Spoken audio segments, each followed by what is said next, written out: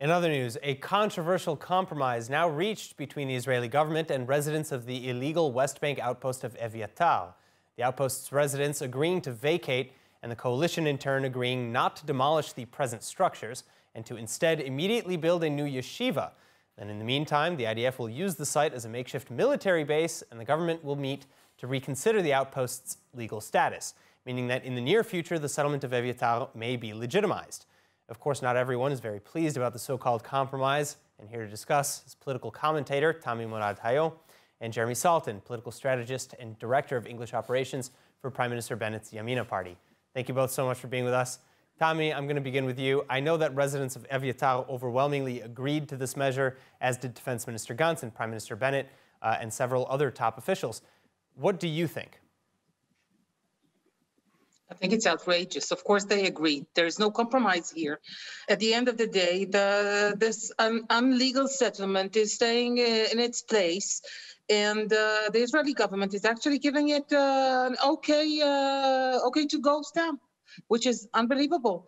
It's the same government, by the way, the same politicians who are always complaining about how they cannot govern because nobody listens to the law, and it's always about the courts. Well, there is a law, and even if you are a Jewish settler and a religious Jewish settler, you should follow the law.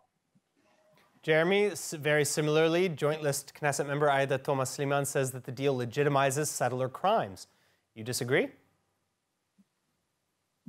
Well, I disagree because I don't think that it's a crime to settle in Judea and Samaria. Look, we're in a situation in which we inherited a very unique situation, unlike other usual situations we see when it comes to outposts. We're talking, of course, about a situation here in Evyatar where Netanyahu actually evacuated the settlement twice before, even forcefully. And he decided on purpose in this case to stop from what the president's was before that, which was to remove any outpost that comes up within the first night or maximum within 48 hours. And just let this become a situation where you would have what we have now, which is practically over 1,000 settlers that are right now living in Evyatar, and just go ahead and leave that for the Bennett government to try to clean up, if you will, and put us in a situation where either on one side we end up disappointing some of our coalition partners, such as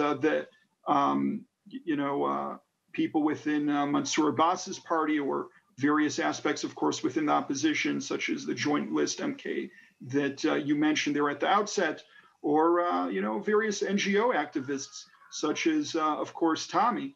But we have a situation where we have to go ahead and act responsibly. I think it's something that most people can understand, that the last thing that we want to go ahead and see is a repeat of previous situations where you had large numbers of settlers living in an area, and the sight of horses and people going around with baseball bats, and situations where even MKs who have, of course, parliamentary immunity ending up in very unfortunate situations. So, when you have lemons, you make lemonade. Everything that was agreed upon is something that was done through law.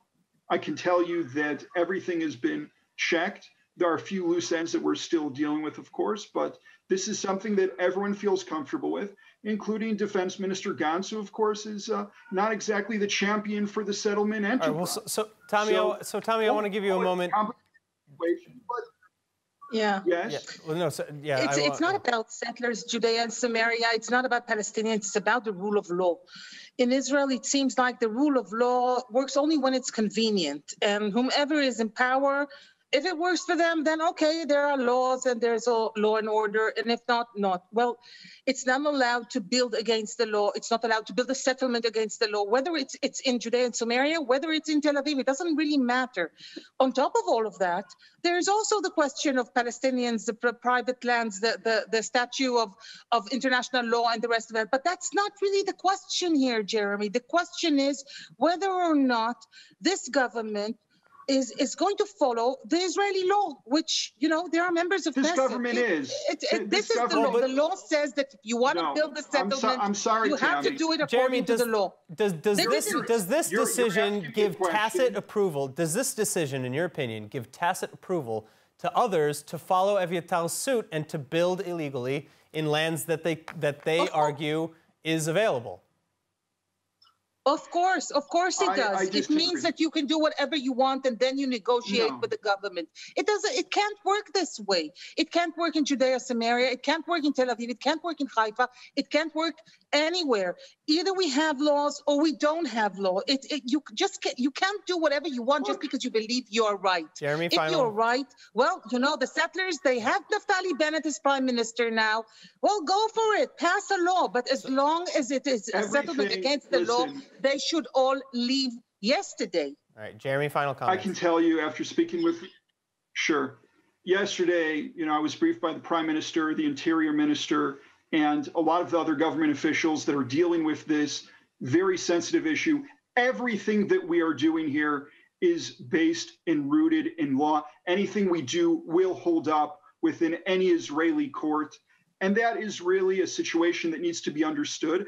And if Tammi wants to talk about a legal settlement, we can talk about the illegal building of course, the Palestinians throughout Area C, and the fact that we haven't exactly seen our government go ahead and rush to go ahead and evacuate those people either. I think there's an understanding that there are Jews living in Judea and Samaria, there are Arabs living in Judea and Samaria, and trying to go ahead and expect to have a different type of treatment is not something that is going to work out. And if you want, we can just go ahead and just knock everything down, Tammi. And then, of course, if we do that, I'm sure you're well aware also within Tel Aviv, the amount of illegal buildings that there are, we'll spend quite a few weeks just going through the entire country. We have an issue when it comes to the planning and building laws with the regulation laws. This is not a new story. And unfortunately, you do have situations where you have to regulate things after the fact. Right. And it's I think we have a headline here, Aaron. We have a headline that it's difficult to expect that there's a difference between taking down 5 tents overnight and going ahead and forcefully evacuating 1,000 people. Right. And if you want to go ahead and live in a reality in which everything is simple, so that's fine for you. But what it comes down to is the government has to look at the actual situation that's on the ground and the reality. And you can thank the outgoing government for deciding to throw this hot potato to us. Well, I know that you weren't a big fan of that government. A very big headline saying that this government will work according to what is convenient. You have to make the tough decision, and everything we're doing is according to law. All right, Jeremy Saltan with the Yamina Party, Tammi, Molad, Hayo, thank you both so much for your insights. Thank you.